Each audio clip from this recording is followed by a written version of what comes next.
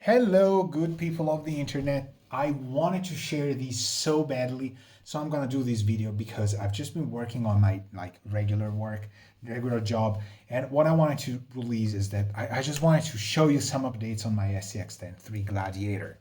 Okay, so I have nobody at the moment to share these with.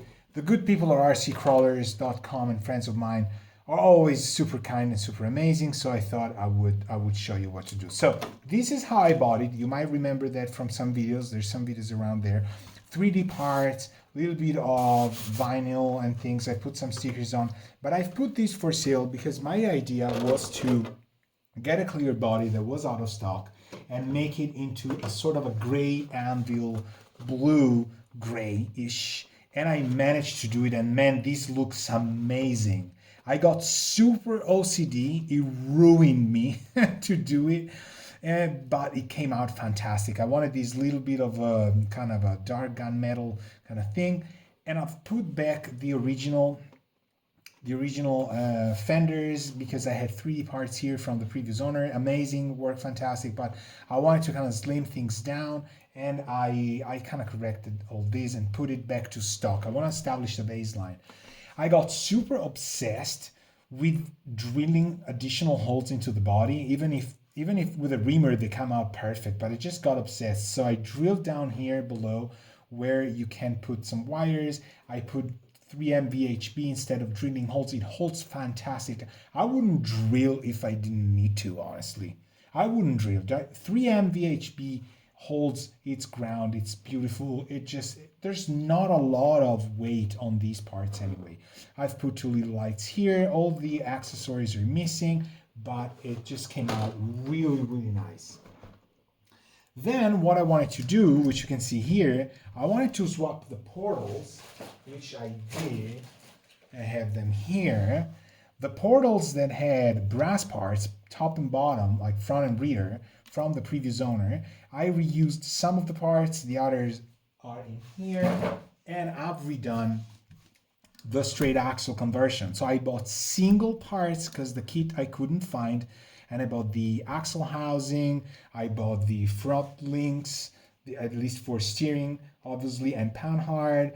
I bought the kit comes with longer shocks, but I didn't want to use longer shocks, and I bought the transmission gears, and I took this chance to install a free thing that the previous owner had given me, that is this aluminum skid plate, which is a little bit better than the original. I wouldn't say the original is bad. Honestly, I gotta be honest with you. I think it's not like a super performance improvement. Maybe it is, let me know. But I had it, and so I know this stuff can put you a lot in trouble because you put stuff in and it's such a centerpiece that things may go real bad. But it seems to be working. So I put it back. I installed the new shocks, which are 90mm. I have a Korean friend who uses these, and he hooked me up on whatever website, I don't care. They're not expensive, they're not the most beautiful shocks, but they deliver. And I've got a lot of, like, this is still too light. I've put the light springs in here. I think when it's gonna be sprung, this is gonna be like when I put the body on, this reacts fine. This is still sagging on itself. It needs one of the 2 screws. I'm not too fond of the shocks that have 2 screws, 2 springs, but these work fairly well.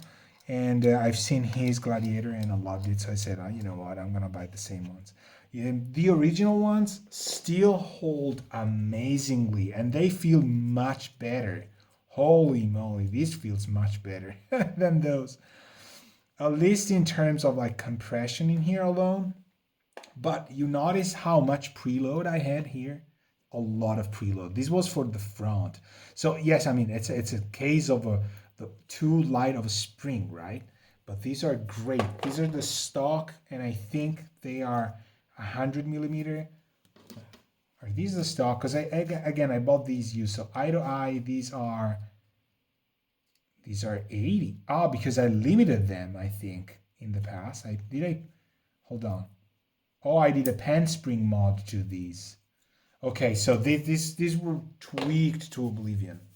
The springs are amazing. The stock shocks, I think these are stock shocks. They should be 90 millimeter. So maybe, I think it would come with 100 millimeter shocks. So I put everything back. The two servos are different. So let's go over what these has. It's got 14. What is this? I don't remember. What is it? The 1412? No. This is bigger. This is a 1415, I think, or I don't remember. Castle with the Mamba Micro X2. This pulled some serious KVs, whatever. I've used these in my bashers, but then I put it back here. It's got a winch. Everything I've redone here with the original, skids, the sliders, is to make it kind of a baseline build to test things out, right? So metal panhard, I bought everything again from single parts from the manual, and it worked out in the end. I had to do 2 or 3 different purchases, paid a little bit more. Look, I've even painted these with like a bright gun metal that I didn't like for the body, but this is amazing for the bead locks. So the chassis stock, transmissions are shock. The drive shafts, the transmission in there has the 1-to-1 ratio, and the motor here, I think I'm sporting an 11-tooth pinion, so it's low. It's low and it pulls a lot. 30% overdrive because I have underdrive in here and overdrive in here, so I took them from my portals. Skid plates below. This was courtesy of the previous owner. And then the maxes. These are the trepadors from my honcho, but I just unglued them and put them on bead locks. They've got weight and they've got brass here at the bottom that I painted. So the front is brass knuckles and the brass weights inside, plus a brass ring in here. There's a 60-40 clear. I think it's 61% front bias for the weight. What else is there that I've changed? I had made an anti-sway bar that I will probably reinstall, but as I said, I want this to be a baseline. So I've put the original shock mounts, points. The shock mounts were original, but the points I was dropping the shocks onto the lower links because I wanted to have a little bit more kind of droop, you could say. But now it's gonna be not enough. I even had made custom front links. I wanted to have a little bit more length up here because with the portals and the way I was running things, I wanted the front to be coming closer, but I was trying to give it an aggressive aspect, like a little bit more of an aggressive stance, because I kind of didn't like the red, I think. And I want to, believe it or not, I'm not making fun of myself, this is true. And I want to try small thin tires, because I like kind of the thinner Gladiators with Jeeps. I don't know what the offset's gonna be about. I had a crazy negative offset. I reset that as well. So, let's try and hook up. Do I have a radio in here? No, yes, maybe. Let's try and hook these up and see where we are. Battery wise, there's nothing in here. Look, where's my battery? Where's my battery? So I put everything in before I lose or miss stuff around. And the slipping clutch, I didn't tighten enough. It was horrible because it would slip with the least amount of friction. It was fine without tires, but once on the ground, it would just, slip because I was holding my drive shaft with my hand and I was tightening it by hand. I did it by hand, but I put something in the actual drive shaft mount so that it would just stay put. And now it clearly doesn't slip. It's not as smooth as my Capra. I have no idea why it wouldn't be. I think, isn't it the same? Oh no, it's not the same transmission. This is a 2-speed, blah, blah, blah. Okay, so, the Capra is still the king of smoothness. Man, that thing is just, it's completely silent and it's awesome. What I notice here is that I have put a ring behind. See the little things that kind of get you? You probably cannot see it, but there's a nut here where it shouldn't be. And I'm gonna remove it now after the video because it hits against the shock. So even a little bit goes a long way, and it's gonna ruin things if we go under stress. So I'm gonna get things ready, and let's see where we are here. Right on. So let me get that here, and let's move that back here. I was craving a video that would not be overproduced. Am I doing it right? Okay, so radio on.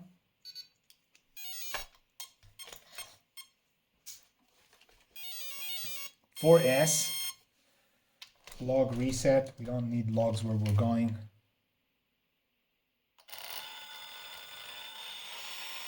So what you hear now is that I have a setting from my transmission servo that is the EPA, like the endpoints adjustments, have a middle point here in the radio that is exactly the middle point where the transmission's not doing anything. It detaches itself. So see, the middle point just doesn't do anything. So now we're in first gear. And I think we're pulling onto something, is it? Yeah, okay. Well, it's not slipping, it's working. Now it works. So I think it's no longer clicking. Let's try that. Let me hold it. Man, this thing is incredibly heavy.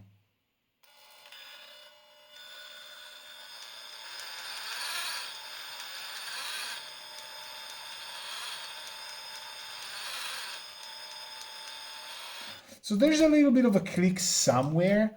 I'd be darned to know where that is. I hear it, you know, like in cycle, it kind of clicks.